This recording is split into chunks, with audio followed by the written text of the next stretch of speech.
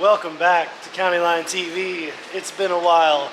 It's been a whole week since I've pointed this camera at me actually, which doesn't really bother me. I kind of like going the sense it like keeps it mixed up after a drift event. I take about a week off and then I'm rejuvenated and I'm ready to film again. I'm staying on the lift right now. Let's put a car on the lift and get to work. What do you say? Sounds about all like it.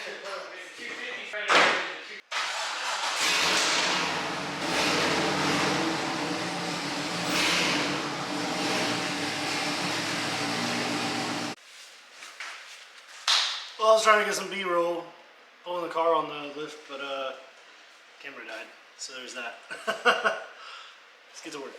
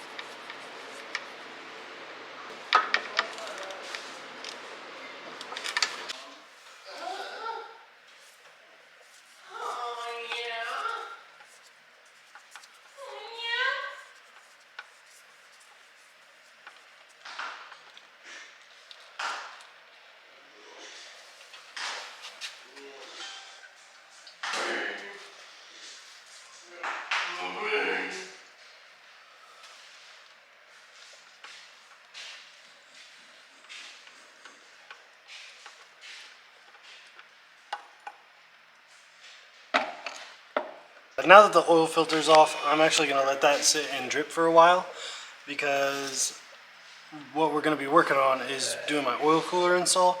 I said I was going to do it before the last event and I didn't, and I'm not waiting anymore because I get really sick and tired of this car wanting to get hot.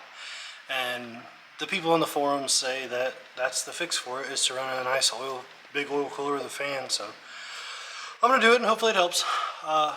But where the what they call a sandwich plate on these cars, which is not really a sandwich plate, but that's what they call it. It goes right above the oil filter, but not.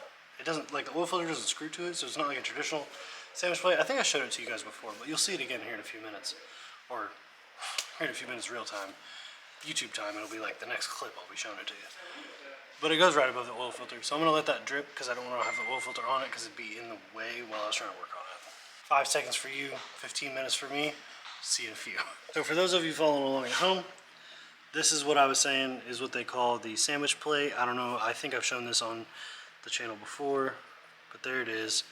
And it goes up there. Let me turn the screen so I can see what the F is going on. It goes right there. You see those two bolts? They're in there. That's where it bolts to with those two bolt holes. And then you can see coming out the top right now is the oil,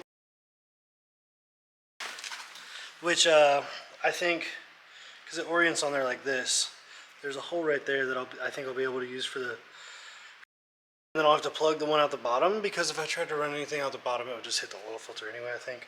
So I'll have to plug that hole, which they sent 2 plugs, so I can plug them both, but I like having my oil. Hopefully it threads right in. If it doesn't, I'll have to figure that out, but I got 3 weeks or so, 3 weeks till the next event, so I'll be good either way. But I'm gonna get the sending unit off of the top real quick and then get the whole thing off.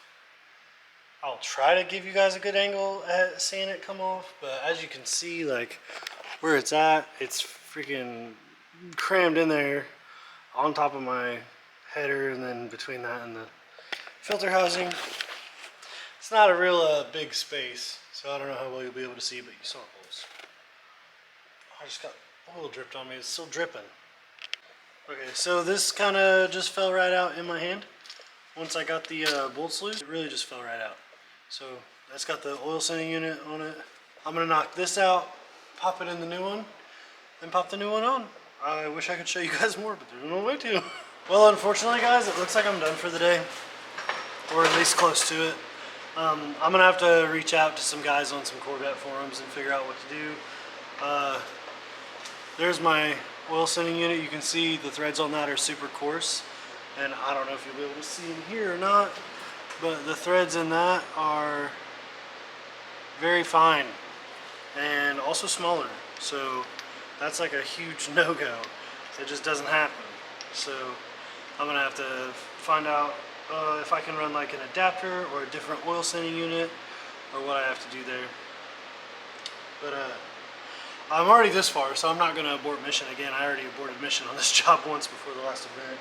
I drained all the oil out and it was like, nah, I don't have time. Fresh oil in it, just an oil change.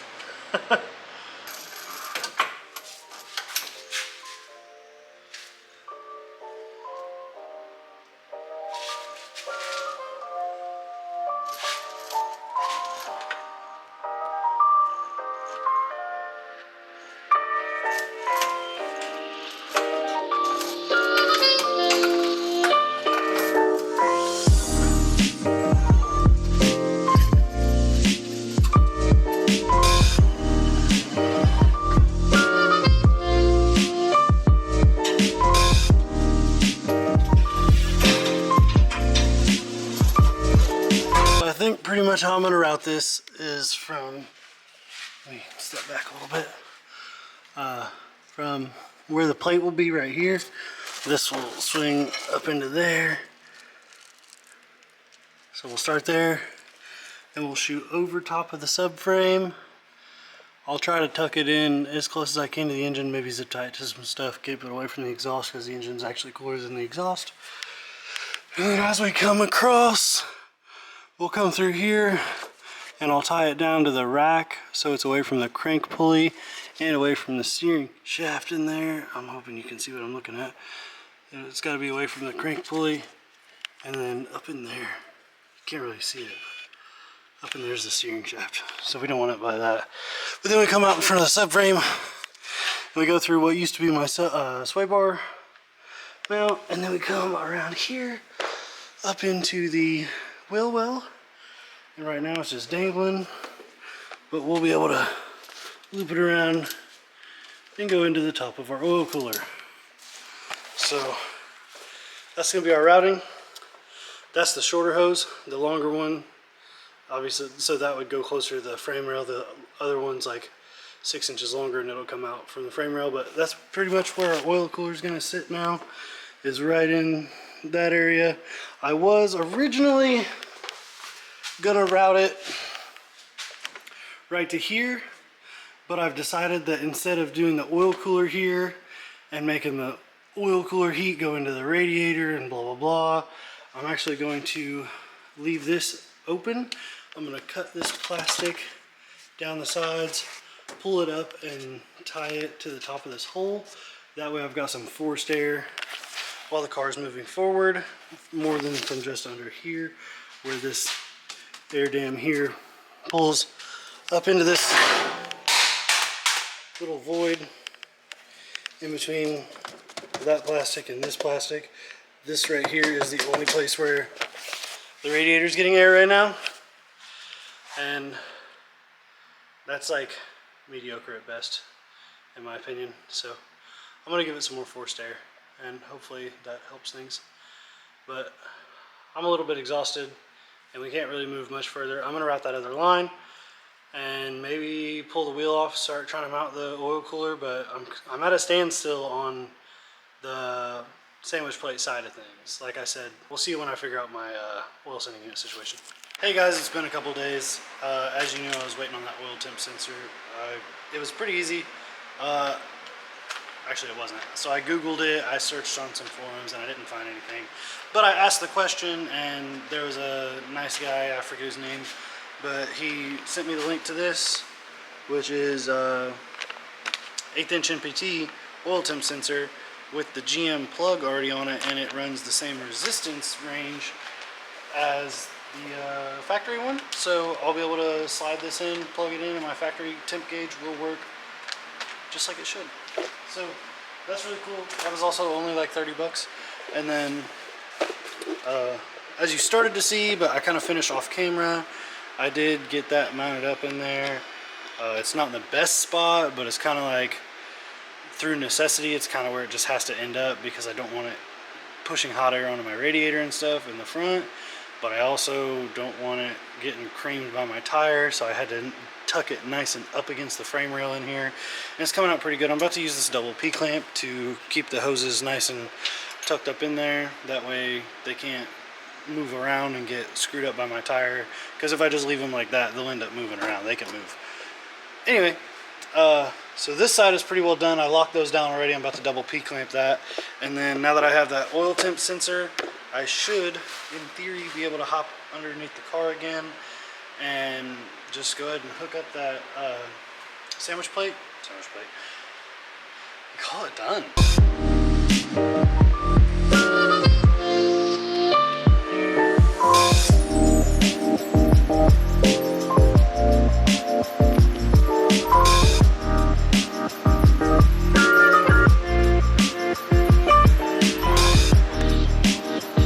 As you guys may have noticed there, I did reroute my hoses a little bit, the AN lines.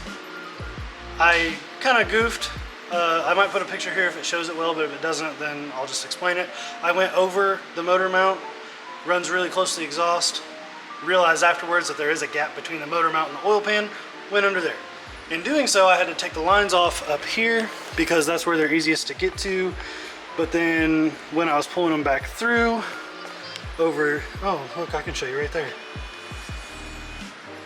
Under the motor mount, we're over, and that's an exhaust tube. Anyway, as I was pulling the lines out back there, unfortunately, I was yanking and jerking, and the lines broke loose on the sandwich plate.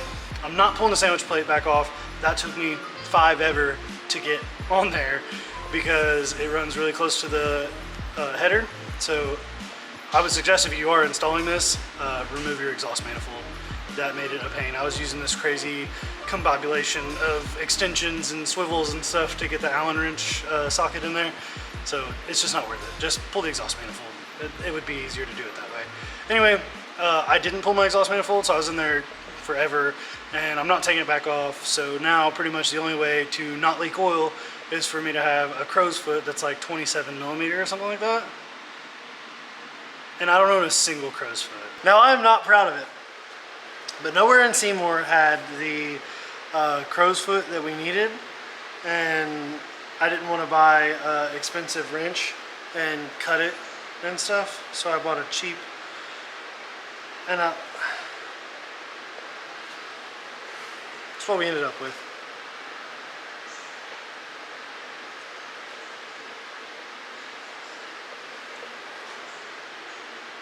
I don't even know if I'm going to show that in the video. It's that bad.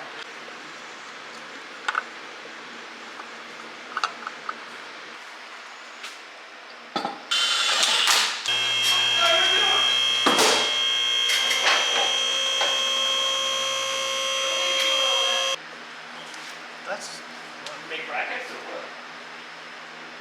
It's out of the way, and it's a lot more oil, so you know. plus I just walked away looking for the other one. It's right here the whole time.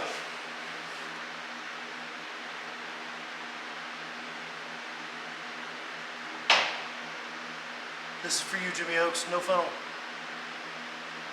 No funnel, gang. Recording.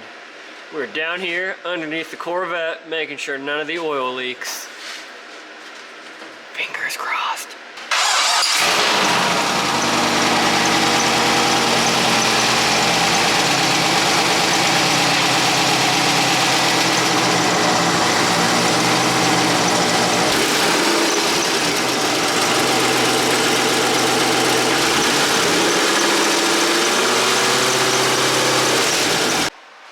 So we just gave it a test run. I sent CJ under the car. I had to hop. For some reason, I couldn't use both my hands to start the car. I couldn't reach the clutch switch and the key at the same time. I guess I'm not as long as I thought I was. But anyway, started the car. It did wait a good second before it got oil pressure, which scared me.